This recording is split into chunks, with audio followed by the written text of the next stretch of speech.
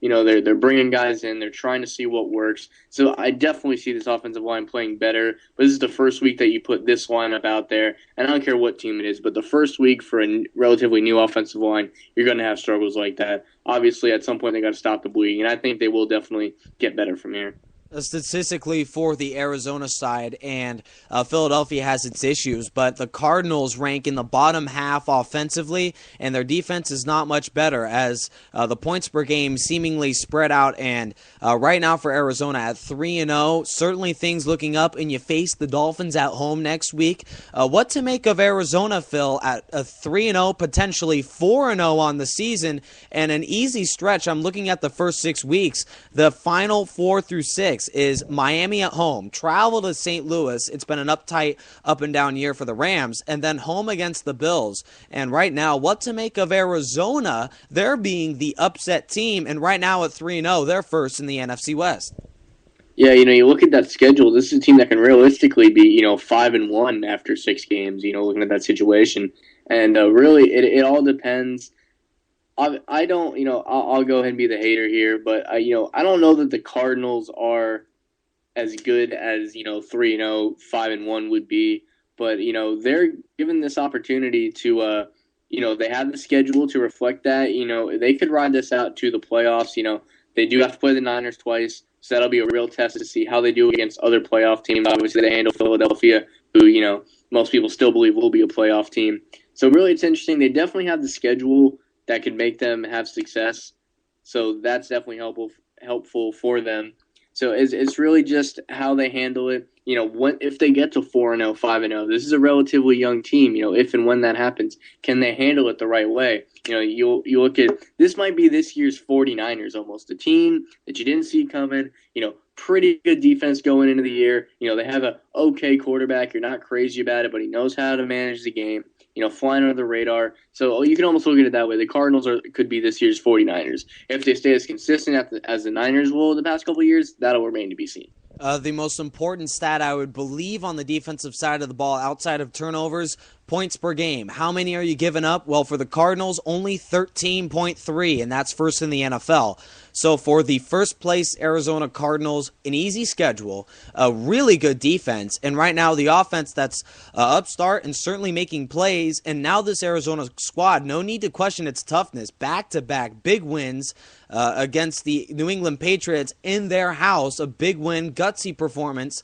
You could say perhaps maybe a missed field goal away from being 2-1, but for the Arizona Cardinals, after a big win against Philadelphia, things looking up for the Cardinals. Meanwhile, for Philadelphia, not so hot. And now, with both these teams moving forward, I mean, it's tough to see Arizona racking up any less than 9 wins.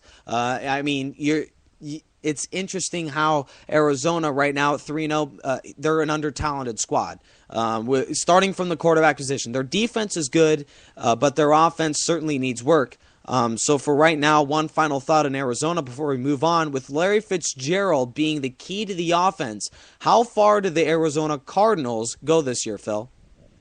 I could agree with you being, a nine win team, and it'll be interesting to see, is that enough to get them into the playoffs? Can they get a wild card spot, with 9 wins? It all really depends on what the rest of the division does, what the what other divisions do in the NFC as far as wild card implications go. But I think 9 wins is a very realistic goal for this team. I mean, they're a third of the way there already.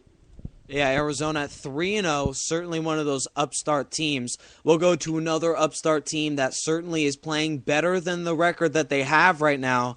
And seemingly every play that the backup quarterback is in, you don't really like to see this, but certainly on my side. But Tim Tebow, perhaps the most famous backup quarterback of all time, not on the field yet, and you hope that eventually, that Tim Tebow never really sees the field if you're a Jets fan. But after a 23-20 win, the Jets, in a gutsy win against an under-talented squad, now Rex Ryan is certainly hot, but next week they have to go to the San Francisco squad to take on the Niners. Right now, what do you make of the 2-1 Jets that after a big win against the Dolphins, certainly offensively can get things going, but it'll be the defense that has to prove big without Darrelle Revis for the rest of the year? I was actually pretty surprised. I think we got 2.5 shows without mentioning Tim Tebow, so that's always good to hear. But it's going to come up eventually. And you look at this game, Mark Sanchez, he did throw for 300 yards, 1 touchdown, 2 interceptions. Reggie Bush for the Dolphins side, the Dolphins had around 120 yards rushing, which definitely helps out their rookie quarterback, who also didn't play that great. And you look at the Tebow situation, at this point they're forcing him into the offense. I caught a little bit of this game, as it was happening. And, they had him in at receiver once or twice, more of a tight end, I should say.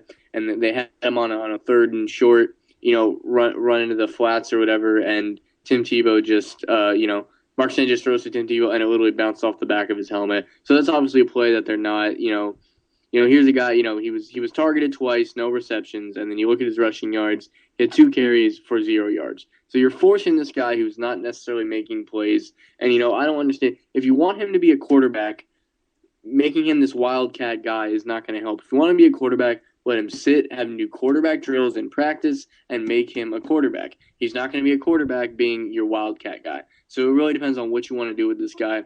But I think throwing him in just throws off the timing of the offense and, any rhythm that they may have had with Sanchez. It just gets killed every time number 15 checks in the game. Well, call me a hater, but for Tim Tebow and this Jets squad, they did not win this game. I think the Miami Dolphins lost this game. And Tim Tebow certainly thrown into the offense, but when you have a defense like this that cannot stop this Dolphins squad, they're obviously under-talented. I just mentioned earlier, for Miami, it was more the missed opportunities for Ryan Tannehill. A pick 6 that he thrown, he did not have 200 yards passing, failed to get in the end zone for a touchdown. He did manage the game to some point in the second half, but Miami only putting up 20 points, and Daniel Thomas and Reggie Bush both not having the success that we expected going into this game. And then for Mark Sanchez on his side, certainly not the performance you'd like to see, but they do rack up another win. For the Jets right now, nothing better than I would like to see them lose against the Niners, maybe have them be a little bit of a hater here, but right now for New York, they are not the kind of squad that I expect to make it into the postseason, said and done. Right now they're 2-1, and perhaps Rex Ryan needs to have some humble pie before this team enters the playoffs. Yeah, you look at this Jets schedule and this Dolphin game, with any chance of playoffs, this is a must-win because you look at this team, they're 2 games against the Dolphins. They pretty much are going to have to win both of them to have any chance whatsoever on making the playoffs. Trying to pull up the Jets schedule right now, actually. But this is a team, as you said, up and down. So defense is supposed to play great, tends to underachieve when it comes to that situation. Rex Ryan and all his antics, as you mentioned, the Darrelle Revis injury, which is huge. And you look at the situation with the Jets. They just played Miami. They played San Francisco, Houston, and then Indy. So you look at those games, San Francisco and Houston. Those are going to be very difficult. Then you play Indy. Then you go to New England and you play Miami. So you're looking, if you're being modest to these guys, they could go into their bye week at 4-4, and then they want to play Seattle, St. Louis, New England, Arizona, Jacksonville, Tennessee, San Diego, and Buffalo. So they kind of have a few easy teams, few bad teams, but you look at the schedule, and it all depends on how they're playing at this point. This is a team, I don't know that they're really fighting for a playoff spot. I think they'll be lucky to hit 500 at the end of this year. Oh, yeah, for New York, certainly not the quarterback situation you'd like to see. Tim Tebow, we go back to this guy that he's just not the kind of guy you want to plug in on a wildcat basis on a 2 to 3 snap a game kind of scenario. And right now for New York at 2-1, right now it's just one of those scenarios where if you beat the Dolphins twice, if you manage to go 500 against the Bills, and you get the easy wins and get some of the tough wins, that's the only way the Jets make it into the postseason. I don't see that happening. After barely beating the Dolphins, just right now, New York, sure, you're 2-1. You're 2-1 with 11 other teams, but right now they're possibly the worst 2-1 team I see in the NFL. And perhaps going to the other side, you mentioned that the New York Jets have to face the Niners and the Texans the next few weeks. Speaking of dominant teams, Houston Texans 3-0 after a gutsy win against Denver. Right now, they're one of those hot teams flying under the radar that have a running back, or 2 running backs, that can get it done in the running game. And obviously, Andre Johnson proved big in this win against the Broncos. Right now, with the defense being in the top 5 all categories and the offense coming along, what do you make of the Texans right now, Phil, that are certainly one of the hot teams after week 3? Well, you look at this team, they did lose, Mario Williams in the offseason, so you definitely thought that was going to hurt their defense in a way. But you look at this team, this is a team that won a playoff game with their third string quarterback last year. That shows how good of a team this was. And, they have their starter back, of course, and you look at the situation. This is a team that's just committed to win. They don't have any troublemakers on this team. They haven't had a lot of, the last, incident they had was Andre Johnson getting in the fight with Cortland Finnegan, which you can almost agree. Anyone who knows Cortland Finnegan and the way he plays was not his fault. So look at this team. They're committed to winning. No troublemakers. This is just a very good, hands-down team. They have weapons. They have a Pro Bowl quarterback, running back, and wide receiver. Great defense, as you mentioned, J.J. Watt earlier in the show. This is a team that could definitely go far in the AFC playoffs. And I know there's a few of the people on NFL Live and stuff that could even pick them for a Super Bowl berth. Right now, Matt Schaub leading the offense here for the Houston Texans, and then obviously the offense and defense both coming along, both in sync. Matt Schaub reading off the stats with 5-to-1 TD to pick ratio, and right now an over 100 quarterback rating. Certainly offensively, you know how to get it done. Put up 31 points against a potent Denver defense. Believe it or not, at 1-2, Denver's still one of those teams that can make hay in the AFC West.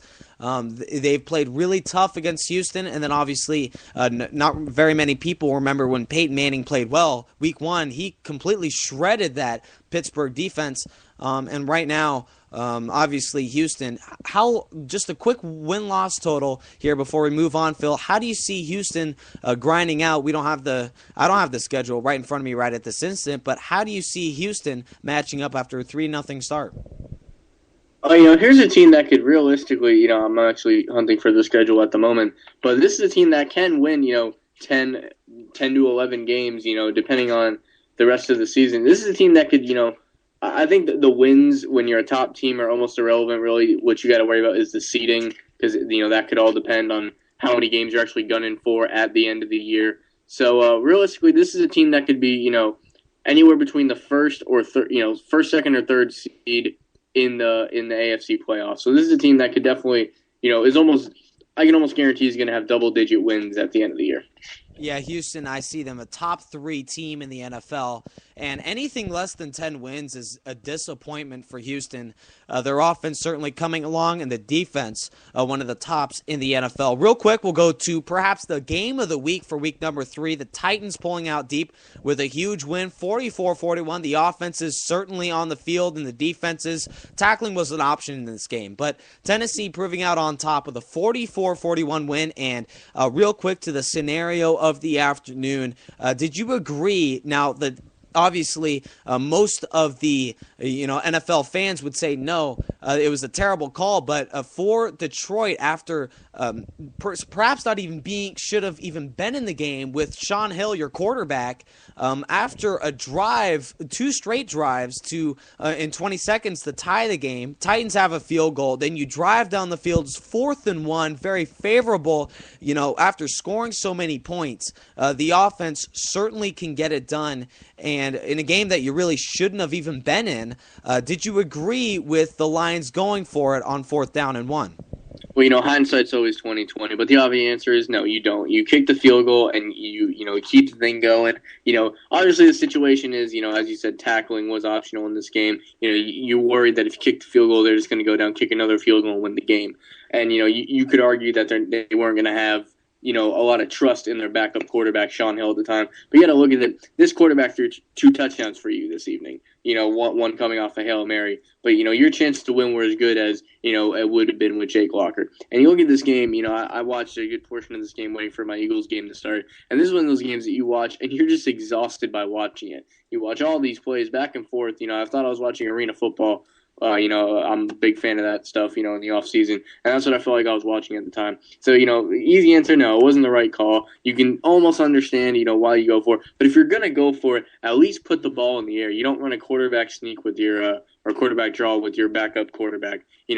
I don't question the decision as I do necessarily the play call, because if you're going to go for the win, you got to put that ball in a quarterback's hand and you got to heave it towards the end zone. I agree with you, Phil, and you took the words right out of my mouth. I agree with the play. Now, I'm screaming at my TV set and saying, hey, kick the field goal. You take a tie and trust your defense to make one